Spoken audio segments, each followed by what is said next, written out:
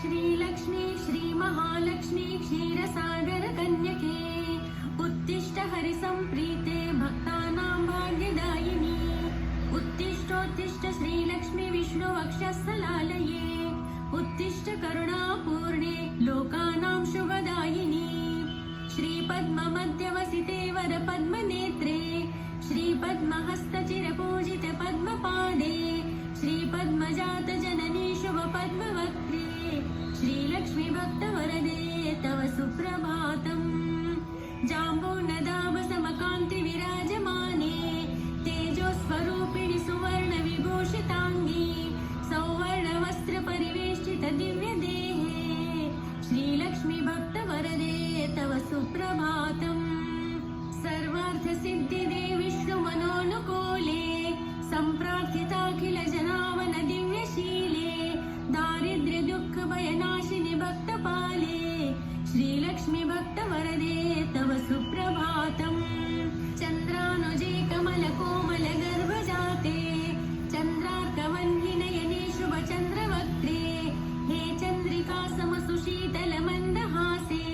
श्रीलक्ष्मी भक्तवरदे तव सुप्रभातम् श्री आदिलक्ष्मी सकलेप्सितदानदक्षे श्रीभाग्यलक्ष्मी शरणागत दीनपक्षे ऐश्वर्यलक्ष्मी चरणार्चित भक्तरक्षेन् श्रीलक्ष्मी भक्तवरदे तव सुप्रभातम् श्रीधैर्यलक्ष्मी निज भक्तहृदन्तरस्ते सन्तानलक्ष्मी निज भक्तकुलप्रवृद्धे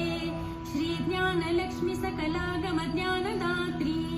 श्रीलक्ष्मी भक्तवरदे तव सुप्रभातम्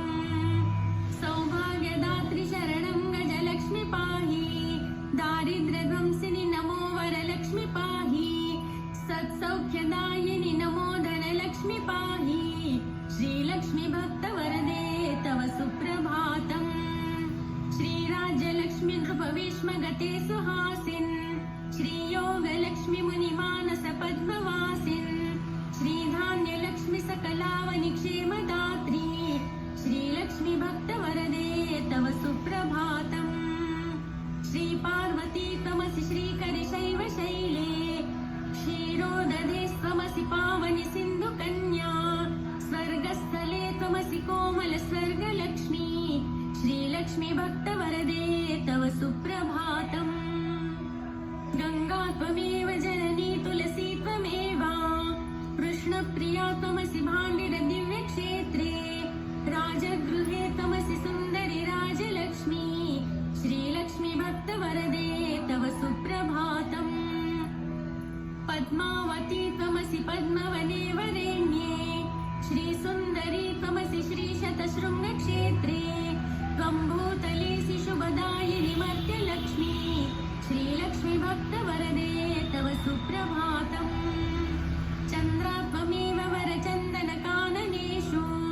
देवी कदम्बविपिनेसि कदम्बमाला